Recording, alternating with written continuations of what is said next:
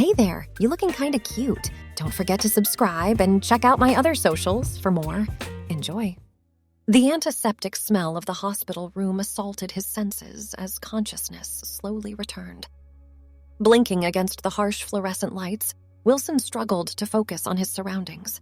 Something felt off. His body seemed lighter, different somehow. As his vision cleared, he noticed a nurse adjusting an IV drip beside the bed. She smiled warmly when she saw he was awake. "Welcome back, Miss Ivy. You gave us quite a scare." Wilson's brow furrowed in confusion. "Miss Ivy." He tried to speak, but his throat felt raw and scratchy. The nurse held a cup of water to his lips, and he drank gratefully. "What happened?" he managed to croak out, startled by the higher pitch of his voice. "You were in a car accident, honey.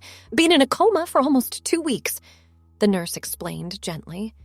"Your family will be so relieved you're awake. I'll page the doctor right away." As she bustled out of the room, Wilson's mind reeled.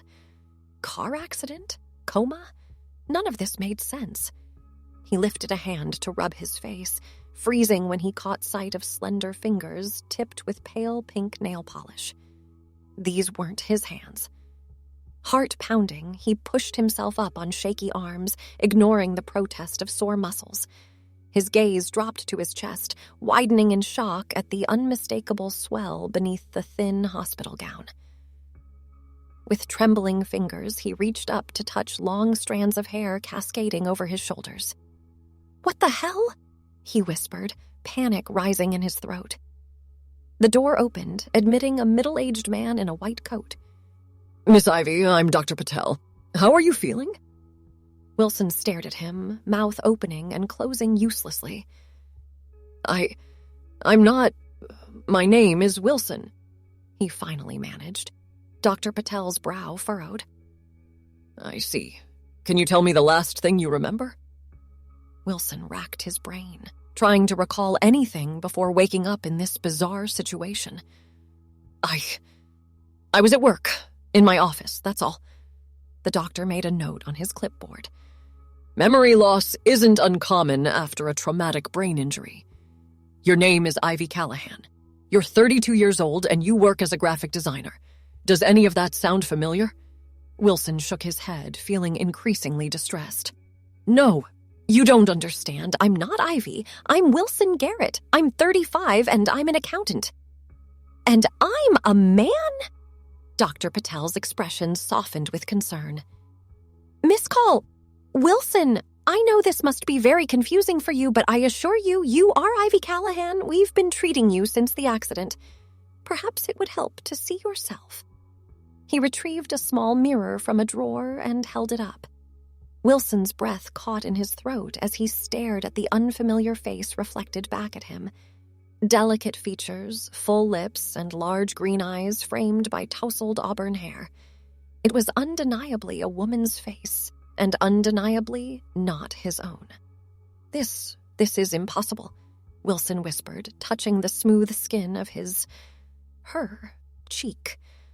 "I understand this is a lot to process," Dr. Patel said gently.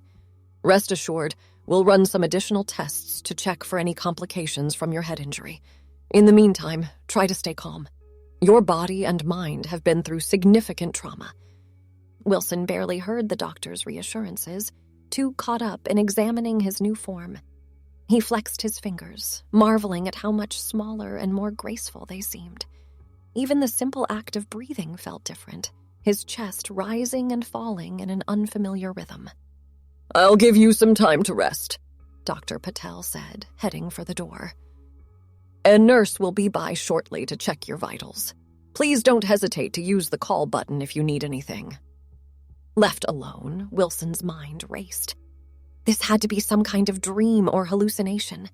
Maybe he was in a coma himself, trapped in an elaborate fantasy. But everything felt so real. The scratchy hospital gown against his skin, the dull ache in his muscles, even the faint beeping of medical equipment. He pinched his arm, wincing at the sharp pain. Not a dream, then. Which left, what, some kind of body swap? The notion seemed absurd, like something out of a sci-fi movie. And yet here he was, inhabiting a stranger's body. Over the next few days, a parade of doctors, nurses, and therapists came and went. They all insisted he was Ivy Callahan, showing him medical records and even a driver's license to prove it. Wilson maintained that he was Wilson Garrett, trapped in the wrong body, but he could see the doubt and concern in their eyes. They clearly thought he was suffering from some kind of delusion brought on by his head injury. Finally, nearly a week after he'd first regained consciousness, Wilson was cleared to be discharged. A woman who introduced herself as Ivy's sister, Mara, arrived to take him home. "Ready to blow this popsicle stand?" Mara asked with a grin, helping Wilson into a wheelchair. "Hospital policy, apparently." Wilson managed a weak smile in return. "More than ready." As they made their way out of the hospital, he couldn't help but marvel at how different everything felt from this new perspective. He was acutely aware of the sway of his hips as he walked, the brush of long hair against his neck, the way people's gazes lingered on him in a way they never had before. Mara chatted cheerfully during the drive, filling him in on what he'd missed during his hospital stay. Wilson tried to pay attention, knowing he'd need this information to maintain the illusion of being Ivy. But his mind kept drifting, still struggling to accept this new reality. "Here we are, home sweet home," Mara announced, pulling up in front of a modest apartment building. "Need help getting your stuff inside?" Wilson shook his head. I've got it, thanks. He gathered the small bag of personal items and clothes Mara had brought to the hospital. "All right, well, call me if you need anything, and don't forget your follow-up appointment next week." With a final wave, Mara drove off, leaving Wilson standing uncertainly on the sidewalk. He took a deep breath, steeling himself, and made his way inside. The apartment was small but tidy, decorated in soothing shades of blue and gray. Wilson wandered from room to room, taking in the unfamiliar surroundings. Framed photographs on the walls showed a smiling woman, Ivy, with friends and family. It was surreal to see that face, knowing it now belonged to him. In the bedroom, Wilson caught sight of himself in a full-length mirror. He froze, taking in the reflection of the petite woman with curves in all the wrong, right, places. Hesitantly, he lifted the hem of his shirt, revealing a flat stomach and the swell of breasts above. This is insane, he muttered, quickly dropping the fabric back into place. Determined to make sense of this impossible situation, Wilson began searching the apartment for clues about Ivy's life. He found a laptop on the desk in the corner of the living room and powered it on, grateful to find it wasn't password protected. As he scrolled through emails and documents, a picture of Ivy's life began to form. She was indeed a graphic designer, working freelance for various clients. Her calendar showed a mix of project deadlines and social engagements. It all seemed so normal, nothing to explain the inexplicable body swap. Growing frustrated, Wilson decided to take a shower, hoping it might help clear his head. He hesitated at the bathroom door, suddenly realizing what that would entail. Taking a deep breath, he stepped inside and began to undress, keeping his eyes averted from the mirror. The hot water felt heavenly on his sore muscles, but he couldn't shake the surreal feeling of unfamiliar curves beneath his hands as he washed. He tried to be clinical about it, to pretend he was just cleaning someone else's body, but the sensitivity of certain areas made that difficult. Afterward, wrapped in a fluffy towel, Wilson rifled through Ivy's closet. He settled on a pair of yoga pants and an oversized sweater, figuring they'd be the easiest to navigate. Even so, he fumbled with the bra, unused to the mechanics of it. As the days passed, Wilson struggled to adapt to life as Ivy. He responded to emails from her clients, not wanting to jeopardize her career. He fielded calls and texts from concerned friends, doing his best to sound like the woman they knew. All the while, he continued to search for answers, spending hours online researching body swaps and consciousness transfers. The physical adjustments were perhaps the most challenging. Wilson's center of gravity felt all wrong, and he often stumbled or bumped into things. He marveled at how much weaker this body was, struggling to open jars or lift heavy objects. And then there were the constant reminders of his changed anatomy, the sway of breasts as he walked, the need to sit down to use the bathroom. A week after leaving the hospital, Wilson found himself at a coffee shop, having agreed to meet one of Ivy's friends. He fidgeted nervously, tugging at the unfamiliar feel of a blouse and wondering if he'd applied the makeup correctly. "Ivy!" a voice called out. A tall, blonde woman approached, pulling him into a hug. "God, it's so good to see you up and about. How are you feeling?" "Better, thanks," Wilson replied, trying to pitch his voice higher. Still a bit disoriented. The friend, Rachel, he recalled from Ivy's contacts, nodded sympathetically. "I can't even imagine. But hey, you look great. Love that top on you." Wilson glanced down at the silky blue blouse he'd agonized over choosing. "Oh, thanks." As they settled in with their coffees, Rachel launched into gossip about mutual acquaintances. Wilson nodded along, feeling increasingly out of his depth. He had no frame of reference for any of these people or events. "Oh," Rachel exclaimed suddenly, "I almost forgot to ask. Have you heard anything more from that cute guy you met at the gallery opening? What was his name? Chris?" Wilson blinked, caught off guard. No, nothing new," he stammered. Rachel's eyes narrowed slightly. "Are you sure you're okay, Iva? You seem off." "Just still recovering, I guess," Wilson said quickly. "The doctor said some memory issues are normal after a head injury." "If you say so," Rachel replied, not looking entirely convinced. "Well, don't push yourself too hard. And seriously, call me if you need anything." As Wilson made his way home after the awkward coffee date, his mind whirled. How long could he keep up this charade? And more importantly, how could he fix this impossible situation? Back at the apartment, he flopped onto the couch with a groan. His gaze fell on a small statue on the bookshelf, some kind of tribal figurine. Had that always been there? Wilson could have sworn he hadn't noticed it before. Getting up for a closer look, he picked up the statue. It was heavier than it looked, intricately carved from dark wood. As he turned it over in his hands, a small piece of paper fluttered to the floor. Curious, Wilson bent to retrieve it. His eyes widened as he read the faded handwriting. "Be careful what you wish for. The grass isn't always greener." A chill ran down his spine.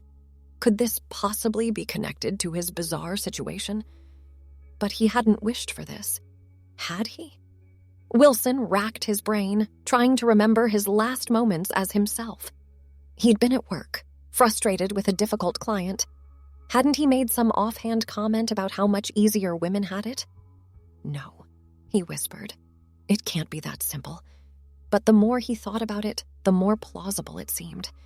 If magic was real, and his current predicament certainly suggested it might be, then perhaps a carelessly worded wish was all it took. Wilson stared at the statue, wondering if it held the key to switching back. But how? He'd tried wishing to return to his own body with no success. There had to be more to it. As the weeks passed, Wilson found himself settling into an uneasy routine as Ivy. He managed her freelance work, drawing on his own business experience to navigate client relationships. He learned to apply makeup passably well, and even mastered the art of walking in heels, though he avoided them whenever possible. But he never stopped searching for a way back to his old life. He scoured occult shops and New Age bookstores, looking for anything that might shed light on his situation. He even considered seeking out a psychic, though the idea made him cringe. One evening, as Wilson was working late on a project for one of Ivy's clients, a notification popped up on her phone. It was a reminder for a date the following night, with Chris, the guy Rachel had mentioned. Wilson's stomach dropped. He'd managed to avoid any romantic entanglements so far, but it seemed Ivy had already made these plans before the accident. Canceling now would raise suspicions. With a sigh, he opened Ivy's closet, eyeing the selection of dresses with trepidation. This was going to be interesting. The next night found Wilson perched awkwardly on a bar stool, tugging at the hem of a little black dress. He'd spent an embarrassing amount of time on hair and makeup, determined to at least look the part of a woman on a date. "Ivy?" a deep voice asked. Wilson turned to see a tall, handsome man approaching with a warm smile. "Wow, you look amazing." "Thanks," Wilson replied, forcing a smile. "You must be Chris." As they settled into conversation over drinks, Wilson found himself relaxing despite his initial discomfort. Chris was charming and easy to talk to, and Wilson was surprised to find himself enjoying the attention. It wasn't until Chris leaned in for a goodnight kiss at the end of the evening that reality came crashing back. Wilson jerked away instinctively, nearly toppling off his heels. "I'm sorry," he stammered, seeing the hurt and confusion on Chris's face. I'm not ready. The accident, you know." Chris nodded, looking concerned. "Of course, I understand. Take all the time you need." As Wilson hurried home, his mind was in turmoil. He'd enjoyed the date far more than he cared to admit. Was he starting to lose himself in this new identity?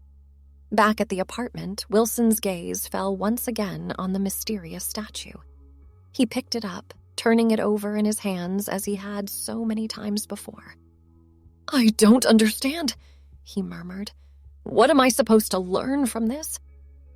As if in response, the room suddenly began to spin. Wilson stumbled, his vision blurring. The last thing he saw before everything went dark was the statue slipping from his fingers. When Wilson opened his eyes, he found himself back in the hospital room where this strange journey had begun. For a moment, hope surged through him. Had it all been a dream? But as he lifted his hand, he saw the same delicate fingers and pale pink nail polish. He was still Ivy. The door opened and Dr. Patel entered, looking pleased. "Ah, Miss Callahan. Good to see you awake. How are you feeling?" Wilson blinked, disoriented. What happened?" "You had a bit of a setback, I'm afraid. Collapsed in your apartment. But your latest scans look good. I think we can chalk this up to overexertion during your recovery." As the doctor continued explaining, Wilson's mind raced. He'd been living as Ivy for weeks. Had that all been a hallucination?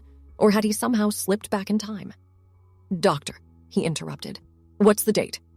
Dr. Patel glanced at his watch. "October 15th.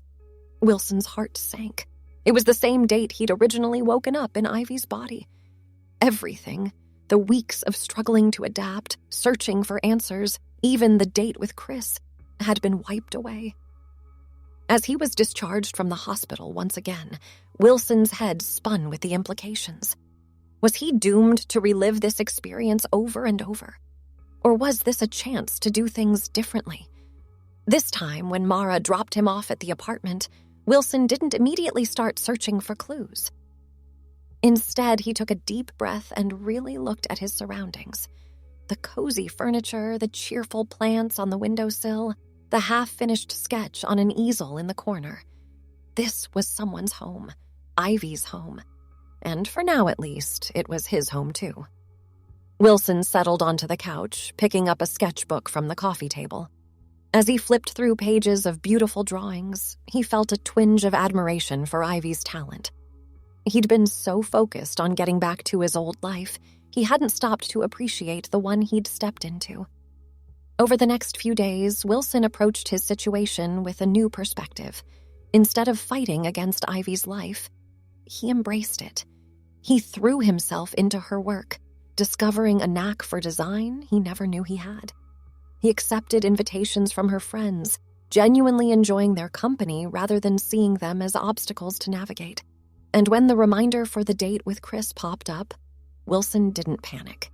He got ready with a sense of curiosity rather than dread. The date went even better than it had the first time around, and this time, when Chris leaned in for a goodnight kiss, Wilson didn't pull away. As weeks turned into months, Wilson found himself thinking less and less about his old life.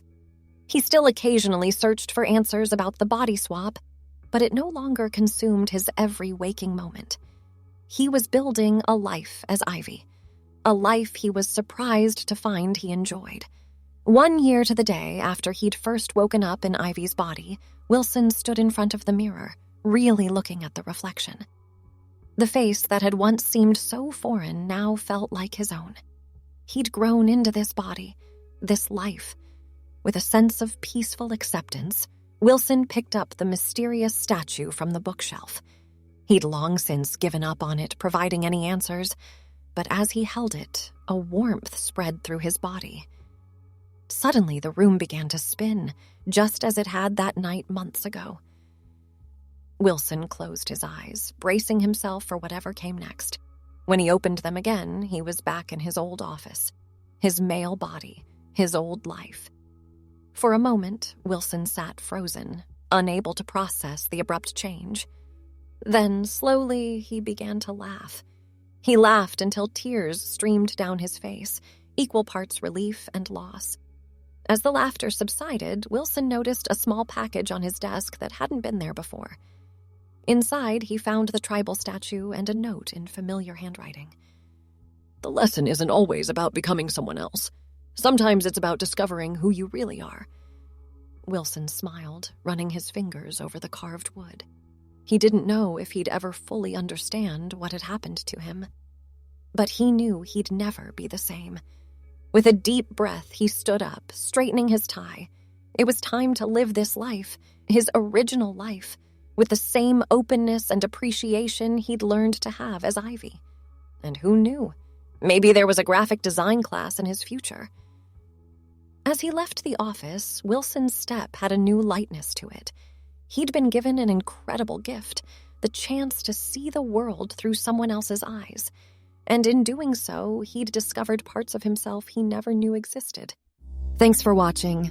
Don't forget to check out my other socials if you want more wonderful content, early access, behind the scenes, and more. All links down below.